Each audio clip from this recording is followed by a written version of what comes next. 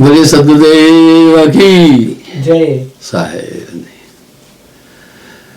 आदि नाम निस्सार है, बूझ ले सोहंस। आपको ध्यान होगा, मैंने कल भी एक बात कही थी कंसंट्रेशन पर। यह कोई साधारण ताकत नहीं है। बार बार साहब वाणी में एक बात कह रहे हैं, जो कुछ है वो सूरत है। ये एक एलिमेंट है। जो सूरत है परमात्मा के अंग से आई। जैसे सूर्य और उसकी किरणों में ये दोनों अभिन्न है, इसी प्रकार कंसंट्रेशन और परमात्मा दो अलग चीजें नहीं है। Concentration is a soul. जो ध्यान है ये आत्मा है।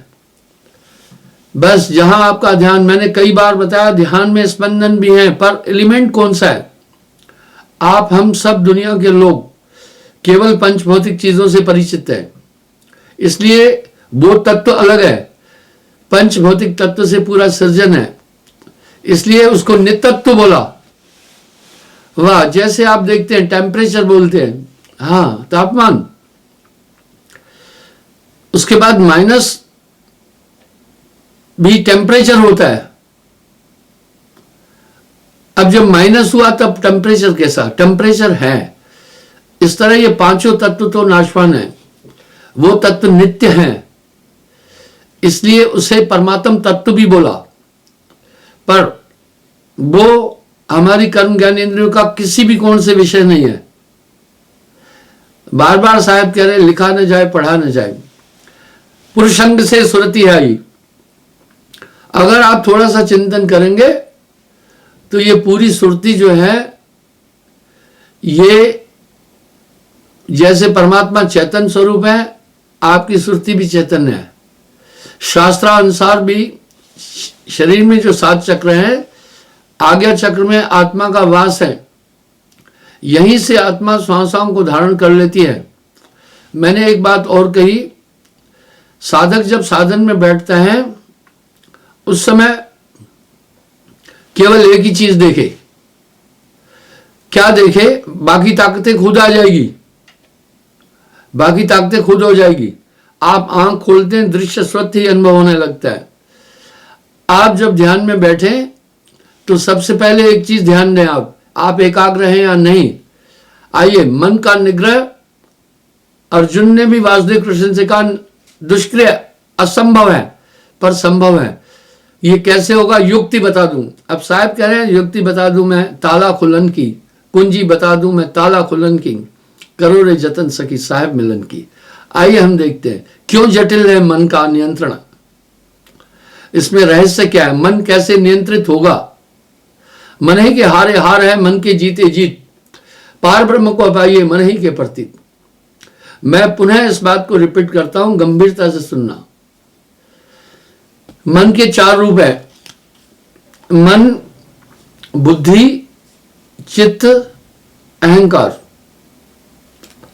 जैसे जल के 3 रूप है, ठोस, तरल, वाष्प। इस तरह मन के 4 रूप है। मन क्यों जटिल है आप ये समझना। साहब कह रहे हैं मन को कोई नियंत्रित नहीं कर पा रहा है, बिना गुरु कृपा से ये काबू नहीं आएगा। आपको एक ताकत की जरूरत पड़ेगी। सबसे पहले मन के 4 रूपों पर थोड़ा व्याख्या देना चाहता हूं, इस पर थोड़ा आप हम सब चिंतन करें। जब ये इच्छाएं करता है तो इसकी संज्ञा मन है। यानी अगर आपके अंदर इच्छा करते हैं, इसकी संज्ञा मन है। जब आप निश्चय करते हैं, यही मन उस समय बुद्धि कहलाता है। न तो आपको इच्छा जल्दी से दिखती है, न तो आपको निश्चय दिखता है। जो निश्चय किए जा रहे हैं ये भी मन है। तीसरा मन का रूप है चित्त। चिताभास से ही हम जगत की अनुभूति करते हैं। जब ये किसी बात को याद करता है तो इसको चित्त कहते हैं।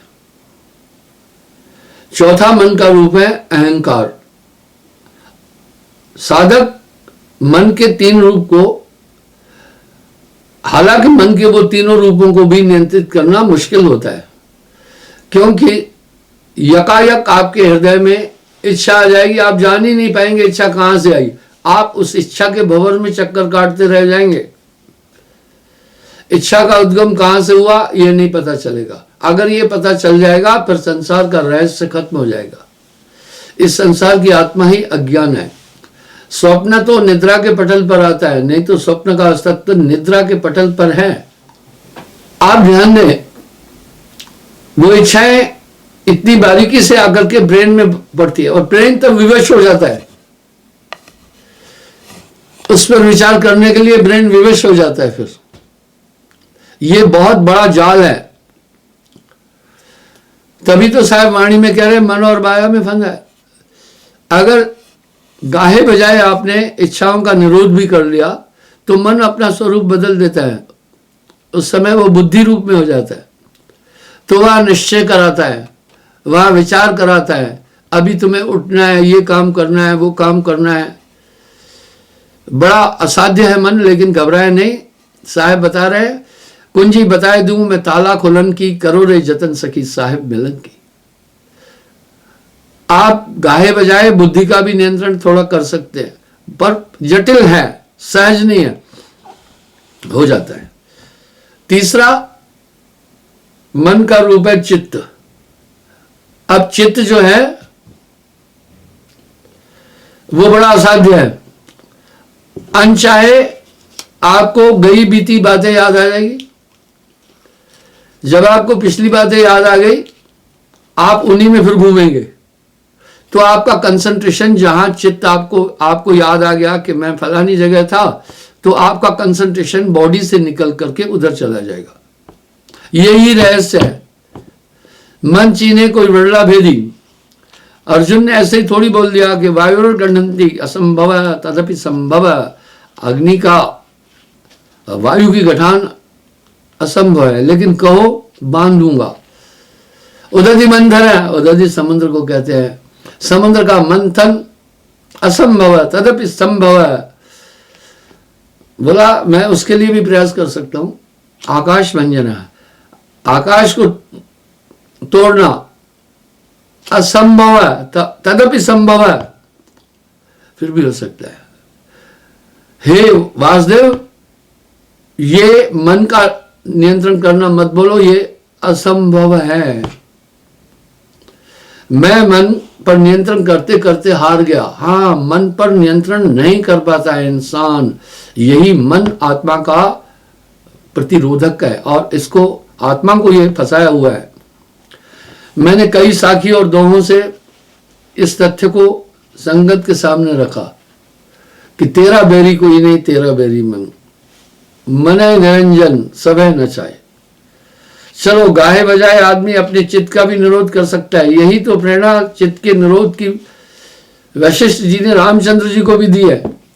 मैंने योगा वशिष्ठ रामायण से भी प्रवचन किया है। मन का चौथा रूप बड़ा जटिल है, अहंकार। इसे जब नियंत्रण किया जाए तो बस फिर काम बन जाता है। अब आओ, पहले ये जटिल है। यहां मैं आपको सुमरण की महत्ता बताना चाहता हूं।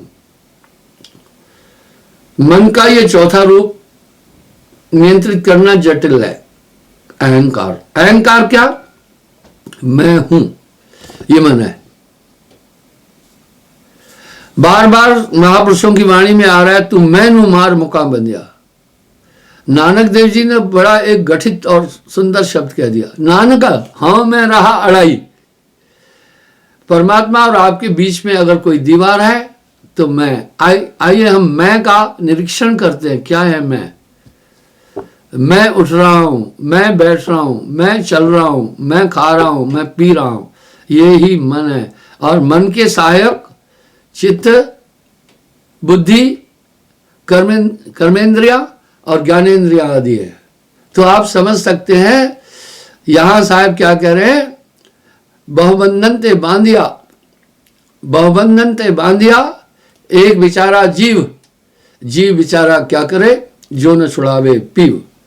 आइए हम देखें, अहंकार का स्थूल रूप दिखाता हूं।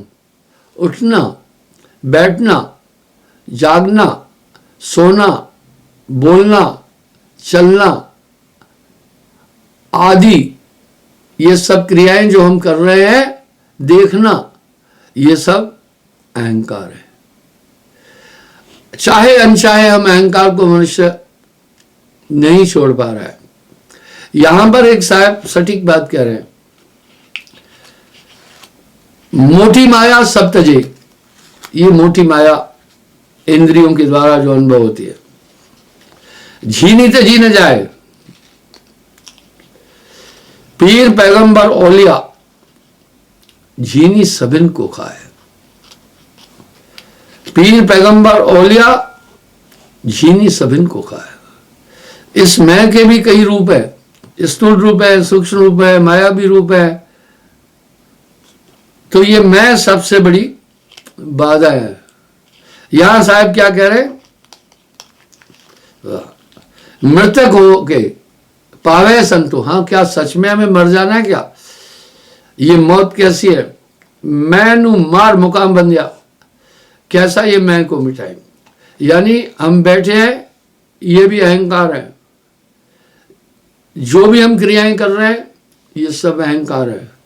तभी साहब वाणी में कितना साफ कह रहे हैं, मन जागे, मन सोए, मन हंसे, मन रोवे, मन लेवे, मन देवे, कहत कबीर सुनो भाई साधो, जगत बना है मन से। अब साहब क्या कह रहे हैं, कहत कबीर सुनो भाई साधो, जगत बना है मन से। तेरा बैरी कोई नहीं, तेरा बैरी मन। ये सब क्रियाएं मन है। श्वास लेना, श्वास छोड़ना, बोलना, देखना, क्रियाएं करना, सब। यहां तो आप बैठेंगे, ये भी क्रिया है। यहां तो आप लेटेंगे, ये भी क्रिया है। यहां तो आप खड़े हो जाएंगे, ये भी क्रिया है। तो आदमी यानी खड़ा भी नहीं रहे, बैठा भी नहीं रहे, क्या बात है। बंदो, ये मैं कैसे मिटाए? मैं की अनुभूति, इस मैं का संचालन कौन कर रहा है? इस मैं को ऊर्जा कौन दे रहा है? अभी आप देख रहे हैं, मैं आपके सामने लाइव प्रोग्राम में हाजिर हूं।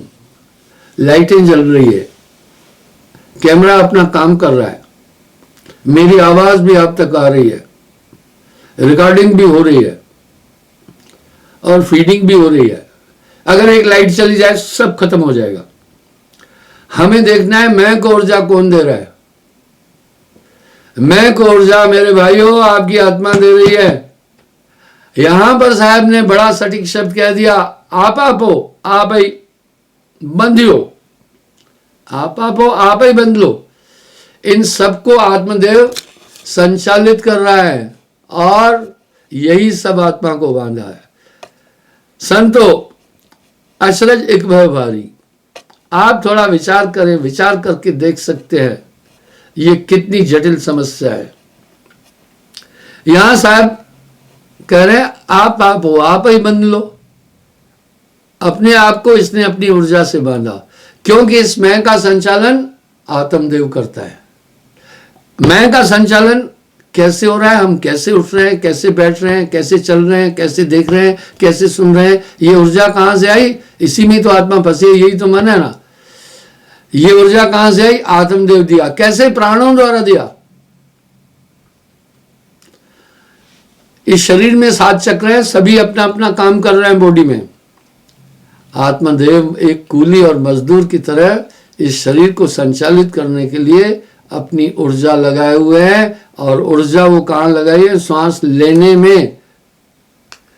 जो ये श्वास आत्मदेव ले रहा है, इसी से पूरे शरीर के ऑर्गन्स है, पार्ट्स हैं, इंद्रियां हैं, कर्म ज्ञान इंद्रियां ये संचालित हो रही है। इसी से मस्तिष्क संचालित है, इसी से बुद्धि संचालित है। इसलिए तो निरंजन ने दुनिया बनाने के बाद परम पुरुष से कहा, मुझे आत्माएं दो, आत्माओं के बिना संसार शून्य है।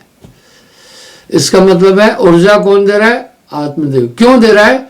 ब्रह्मवश आत्मा ने अपने को शरीर माना। ये देहा अध्यास ही अज्ञान है। पहला सबसे बड़ा अज्ञान ये, कोई नहीं मानेगा मैं अज्ञान में हूं। जो शरीर अपने को समझ रहा है, अज्ञान है। इसलिए ये शरीर का धारण करना ब्रह्म है, आत्मा शरीर नहीं है। आत्मा शरीर के अंदर भी नहीं है, आत्मा शरीर के बाहर भी नहीं है।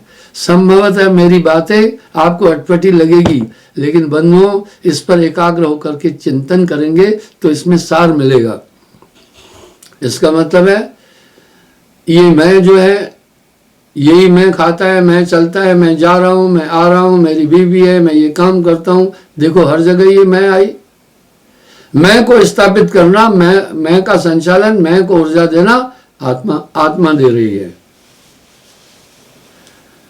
तभी साहब कह रहे हैं जैसे नाहर कूप में अपनी प्रतिमा देख पड़े हो। ऐसा क्यों कर रही आत्मा?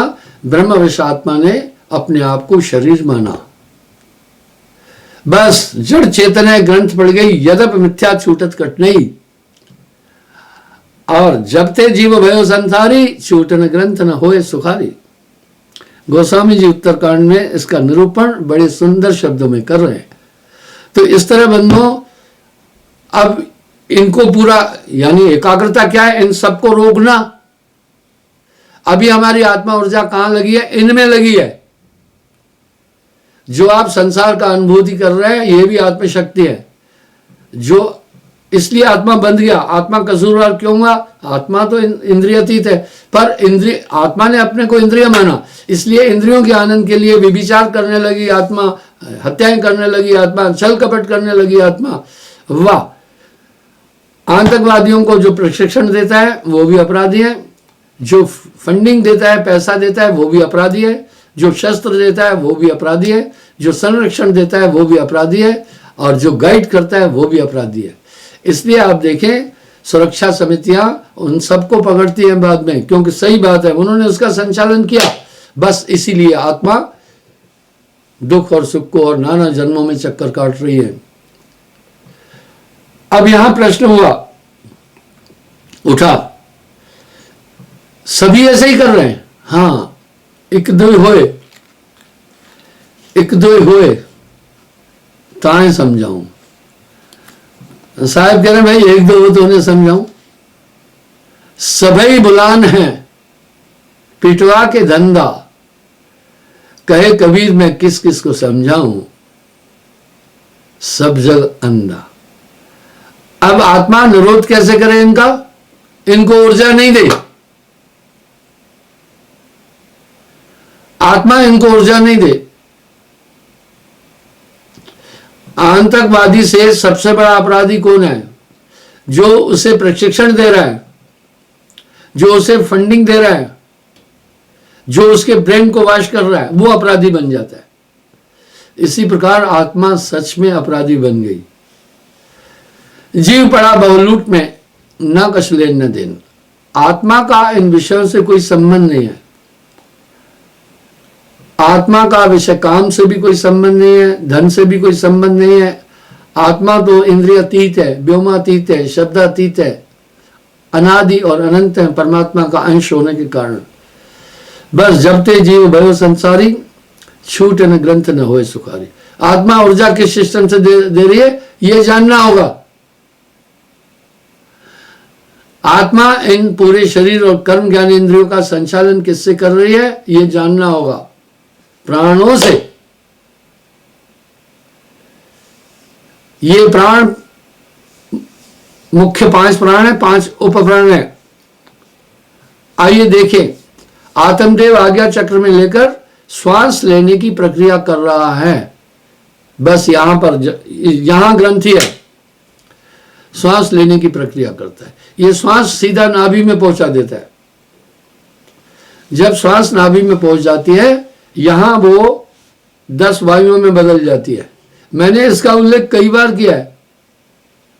अपान समान उदान प्राण सर्वतन व्यान देवदत्त किल डाक धनंजय सबल आदि, ये 10 वायुएं वहां बन जाती है। अब ये वायुएं क्या कर रही है आप देखिए, हवा का कितना खेल है।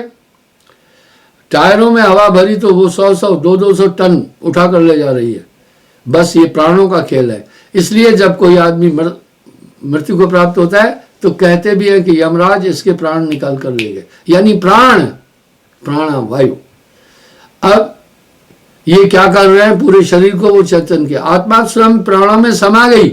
वेद में एक श्लोक है, प्राणेन धरित जीवेशु। प्राणों को धारण करते ही आत्मा जीव हो जाती है। जैसे पानी 0 डिग्री के नीचे पहुंचकर जम जाता है तो उसकी संज्ञा फिर हो जाती है बर्फ, वो फिर पानी नहीं रहता है। और जब ओवर हीट में पहुंच जाता है बॉइलिंग पॉइंट पर तो इसकी संज्ञा वाष्प है। इस तरह जब आत्मा प्राणों को धारण कर लेती है तब ये जीव बन जाती है। ये प्राण 9 नाड़ी और 72 कोठे और उपनाड़ियों में समाये हुए है, इसलिए आत्मा अपने को शरीर समझती है। यहां गोस्वामी जी कह रहे हैं, जड़ चेतन है ग्रंथ पड़ गई, यद्यपि मिथ्या छूटत कट नहीं। अपान वायु क्या कर रही है, इस बॉडी को संचालित कर रही है। इस पिंजड़े में डाला है आत्मा को।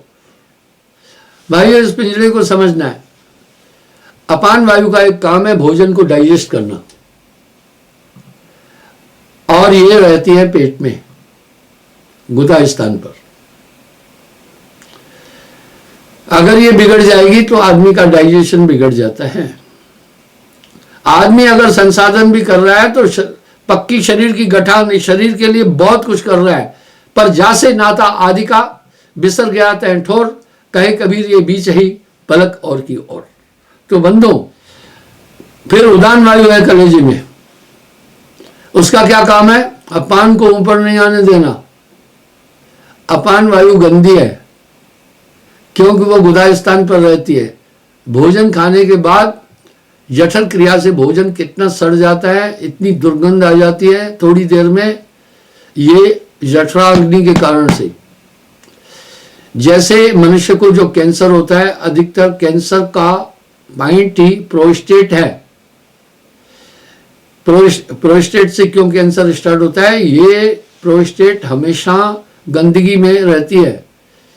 ये भोजन के अंश लिक्विड और ठोस को अलग करती रहती है। जैसे मंथानी काम करती है, प्रोस्टेट ऐसा काम करती है। और ये नाड़ियों में प्रोस्टेट नाड़ी नहीं होती है, उनमें ओवरी है, इसलिए उनको कैंसर यूट्रस से शुरू होता है। तो बंधुओं, इस प्रकार से ये अपान वायु ऊपर नहीं आना चाहिए, अंडरपास होना चाहिए। अगर अंडरपास नहीं हो रही है तो ये उदान को आकर के डिस्टर्ब कर देगी। जैसे उदान वायु कलेजे में है, डिस्टर्ब हो जाएगी, आपको घबराहट भी शुरू हो जाएगी, और तब ये सीधा फिर आकर प्राणवायु पर हमला करती है। जब ये अपान वायु प्राणवायु पर हमला करती है तो हार्ट अटैक के चांसेस होते हैं। इसलिए प्राणवायु हृदय में है, वो धक धक की प्रक्रिया कर रही है, जिससे पूरी बॉडी में ब्लड पहुंच रहा है, सप्लाई हो रहा है। वाह, लिफ्टिंग, जैसे लिफ्ट मशीन होती है ना, इधर वाटर सिस्टम कुछ ऐसा लिफ्टिंग सिस्टम भी है, ये रावी में भी है, क्योंकि रावी नदी तो जम्मू साइड ऊंचाई पर है, तो लिफ्टिंग सिस्टम कैनाल वालों ने किया ऊपर। इस तरह ये हार्ट बीटिंग से प्राण मस्तिष्क तक भी जा रहे हैं, अपना रक्त, ये सब वो प्राणवायु कर रही है। डॉक्टर लोग तो बेचारे इस सिस्टम को समझते हैं, लेकिन बाकी आत्मा क्या कर रही है वो नहीं समझ पाते हैं। ठीक है, अब चौथी वायु है सर्वतन ज्ञान वायु, वो उजोड़ों में है, इसलिए फ्लेक्सिबिलिटी है। अगर ये बिगड़ जाएगी गठिया हो जाएगा। 5वीं वायु है धनंजय, ये भुजाओं में, ये ताकत उन नाड़ियों में रह रही है जो ताकत लगाती है। जब आप ताकत लगाते हैं तो वो नाड़ियां वायु वहां सप्लाई करती है, आप ताकत लगाए। 6ठी वायु है नाग। नाग वायु नींद को लाती है, कंठ में इसका वास है। वाह, क्या पिंजरा बनाया है, क्या चालाकी से पिंजरा बनाया, क्या शरीर की संरचना है। बड़े बड़े वैज्ञानिक शरीर की संरचना को ही नहीं समझ पा रहे हैं। नाग वायु जब आती है तो आपको उबासी आती है। ये जैसे नाग फुफकार मारता है, विष है, इसलिए इसको नाग वायु कहते हैं। ये आपको नींद के लिए आहूत करती है। देखा। 7वीं वायु है किरकिल वायु, ये नासिका में है। इसका काम है सभी वायुओं पर नियंत्रण करना, इन्हें मिलने नहीं देना, जैसे ट्रैफिक पुलिस होती है, वो क्या करती है, सभी रास्तों को खुला रखती है। किरकिल वायु, जब भी आप छींक मारते हैं तो आप देखना छींक क्यों आई, जब वायु उलझती है। जब छींक आ गई या हिचकी आ गई, ये इसलिए आती है, तो ये रिलैक्स फील करते हैं। 9वीं वायु है देवदत्त। ये नैनों में है, पलकों को उठाने गिराने में ये मदद करती है, नहीं तो आपकी आंखें कोमल हैं, पथरा जाएगी। इसलिए जिनकी ये वायु बिगड़ जाती है वो मुनमुनी हो जाते हैं, वो यूं यूं करते हैं। वो यूं क्यों कर रहे हैं, कपोलों की ताकत से आंखों को वो लिक्विड देते हैं। 10वीं वायु जब इंसान मृत्यु हो जाती है तब बॉडी से 24 घंटे बाद निकलती है, सबसे आखिरी में निकलती है। ये वायुओं का पूरा खेल है। अब यहां साहब एक शब्द कह रहे हैं, मरते मरते जगुआ मरण न जाना, कोई ऐसी मरनी ना मरे जो बहुर न मरना हो, जीवत मरिए बहु जल तरिए। वो यूं है, जब गुरु कृपा से वो साधक सुमरण जान जाता है, इंडा पिंगला ही मेरी ये वायु है नाभि में पहुंचाती है, और एक टाइम पर एक गाड़ी चलती है, एक बंद होती है। अभी यहां साहब बड़ा साफ संकेत दे रहे हैं। कितना साफ संकेत है, खेल ब्रह्मांड का पिंड में देखी आज जगत की भ्रमना दूर भागी, बाहरा भीतरा एक आकाशवत सुषमना डोर तह जाए लगी। पवन को पलटकर शून्य में घर किया। दरअसल श्वास खुद नहीं चल रही है, ये श्वास आप ले रहे हैं, आत्मदेव ले रहा है और नीचे पहुंचा रहा है। अब यहां साहब कह रहे हैं ये नाभि में ना आने पाए, श्वास श्वास प्रभु समझ ले। अब यहां पलटू साहब क्या बोल रहे हैं, अरे हाँ रे पलटू, ज्ञान भूमि के बीच चलता है उल्टी श्वासा। और बार बार साहब कह रहे हैं पवन को पलटकर शून्य में घर की आधर में अधर भरपूर देखा। ये बात रामायण में भी आ रही है, सोहमा अस्मृतिताम प्रति अखंडा दीप शिखा सही परम प्रचंडा, आत्म अनुभव सुख प्रकाशा तब भव मूल अविद्या नाशा। अब कैसे कहा, यहां साहब फिर सिग्नल दे रहे हैं, ये नाभि में नहीं आने पाती है। कैसे, सुरत के दंड से, सुरत रूपी दंड से घेर मन पवन को। मन भी पवन में है, इसलिए चंचल है पवन, मन भी चंचल है। सुरत के दंड से घेर मन पवन को, फिर उल्टा चले। हाँ, फिर उल्टा चले। धर और अधर विष ध्यान लावे, कहे कबीर सो संत निर्भय हुआ, जन्म और मरण का भ्रम माने।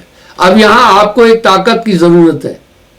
वैसे ही मैंने इसका उदाहरण कई बार दिया, जब किसी वायरलेस सेट में बूस्टर लगा देते हैं ना तो बहुत दूर तक पकड़ता है। आप देखते हैं ना, पायलट इतनी ऊंचाई पर भी पकड़ रहा है, जो उनके पास इंस्ट्रूमेंट है उनमें बूस्टर है।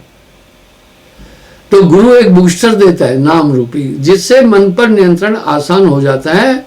नाम होए तो मात न भाई, ना तो ये मन बांध न चाहिए।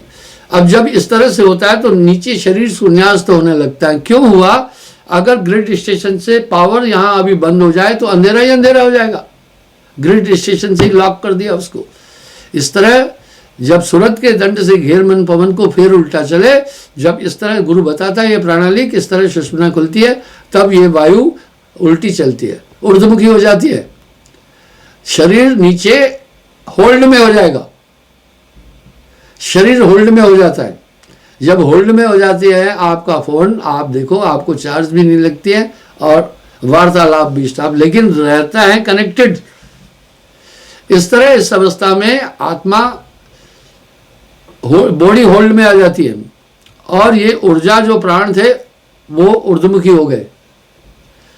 अब जाकर ये धीरे धीरे सिमटते हैं। जब सुषुम्ना नाड़ी कब खुलेगी, पवन ने धूका दिया, जब हमने सप्लाई यहां नीचे बंद कर दी तो फिर वो उस सप्लाई, यहां कफ है, वो कफ किससे हट जाता है, श्वास लेने की प्रक्रिया से। कैसे हटता है, किसी शीशे पर मान लो डस्ट है तो आप यूं करते हैं, डस्ट हट जाती है ना।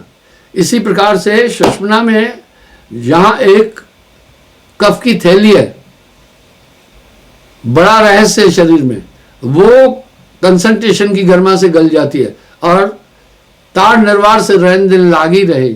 ज्ञान गुदड़ी ने भी साहब ने इस शब्द का उल्लेख किया है। अब जब इस तरह की प्रक्रिया होती है, शरीर शून्यास्त होने लगता है। यहां मन भ्रमित करेगा, अरे भाई तुम्हारे हाथ कहाँ है, तुम्हारे पांव कहाँ है, तुम कहाँ हो।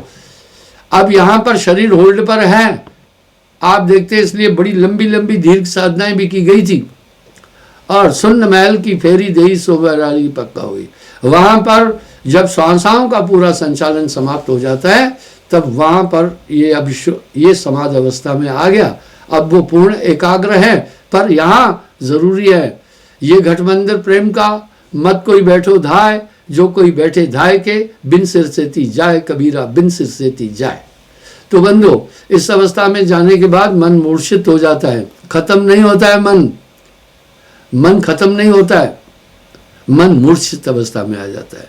वो शून्य में जब पहुंच जाता है, यहां गोस्वामी जी कितना साफ कह रहे हैं, सुहमा अस्मृति तहां वृति अखंडा, दीप शिखा सोई परम प्रचंडा, आत्म अनुभव सुख प्रकाशा, तब भव मूल अविद्या नाशा।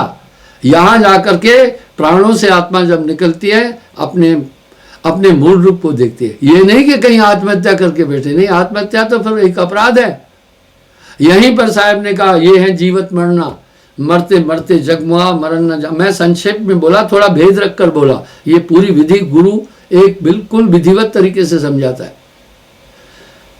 मरते मरते जगमुआ मरण न जाना, कोई ऐसी मरनी ना मरा जो बहुर न मरना हो। अभी यहाँ क्या हुआ, जैसे नींद में पहुंचने के बगैर आप स्वप्न नहीं देख सकते हैं, इस तरह सुषुम्ना पर सभी संतों ने बहुत कुछ कह दिया है।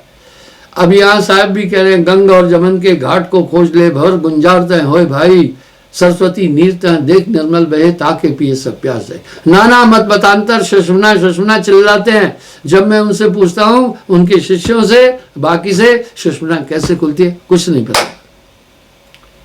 तो इस तरह से बंधुओं, वहां पर लागी शून्य समाधि। लेकिन यही मामला नहीं मुकेगा, बात कुछ आगे है। यहां मन मूर्छित अवस्था में हो जाता है। जैसे जाड़े में सुकरण के कारण सांप मूर्छित अवस्था, हिलडुल नहीं पाता है, पर जिंदा रहता है, मन जिंदा रहता है। आपकी बॉडी ऑन होल्ड हो गई, चाहे आप उस अवस्था में 5 घंटे भी बैठे तो आपकी बॉडी पर असर नहीं पड़ा, ऑन होल्ड है।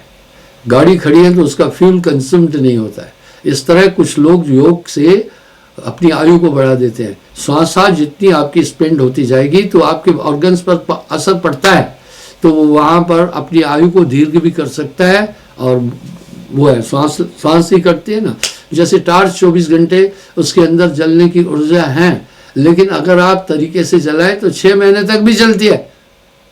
बस इसी प्रकार से तब वो जाकर वहां मन को मार गगन चढ़ जाए, सुखमन मध्य बसे निरंजन मुंदा दसवां द्वारा।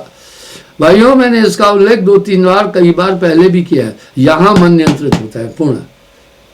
वाह साहब, कितना साहब कह रहे, सूरत के दंड से घेर मन पवन को फिर उल्टा चले। हाँ, सूरत रूपी कंसंट्रेशन रूपी डंडे से।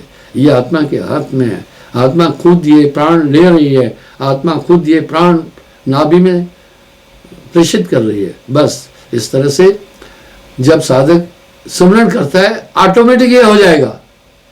ऐसे ही साहब नहीं कर रहे हैं, सुमरण से सुख होता है, सुमरण से तो कुछ आए, कहे कबीर सुमरण की साई माया समाए। ये सहज मार्ग है सुमरण। अब योगी लोग क्या करते हैं, चक्र शोधन चक्र बोधन करते हैं। ये बहुत कठिन है। चक्र शोधन में 6 चक्र को शुद्ध करते हैं, मूलाधार चक्र, शिशिर इंद्री। मैंने इसका भी व्याख्या दी है। तो बंधुओं, इस तरह सहज पाइए, सुमरण से सब हो जाता है। बस आप भोजन खाते, बाकी हमारा जठन प्रक्रियाएं खुद करके मल मूत्र बाहर कर देता है, सब बाहर करता है। तो भैया कहे कबीर सुमरण किए साई माया समाए। क्षमा चाहता हूँ, कल पुनः मैं हाजिर हो जाऊंगा। साहिब।